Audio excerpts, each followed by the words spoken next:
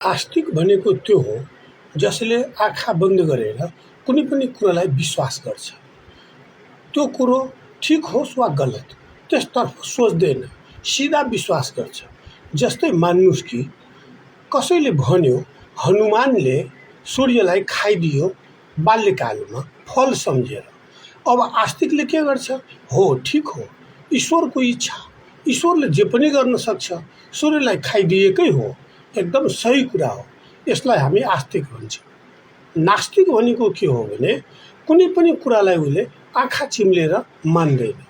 उसले प्रत्येक कुरालाई पहिले जाँच्छ, त्यसमा प्रश्न गर्छ, ठिक हो कि होइन।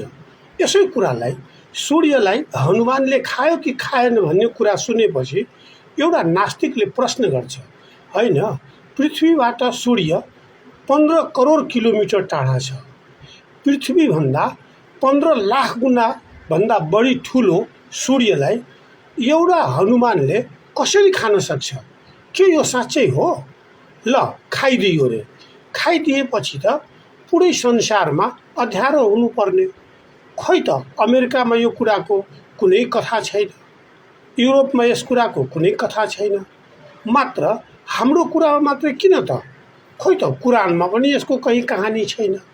यसले के देखिन्छ भने नास्तिक भनेको प्रश्न गर्छ, कुनै पनि कुरालाई सत्य हो कि होइन भने विज्ञानको आधारमा, प्रमाणको आधारमा जान्न खोज्छ र यो राम्रो कुरा हो। नास्तिक बन्नु, नास्तिक हुनु कुनै नराम्रो काम होइन। यसबारेमा हामीले राम्रोसँग कुराहरूलाई बुझ्नुपर्छ। आस्तिक भनेको केवल आस्थाको कुरा होइन।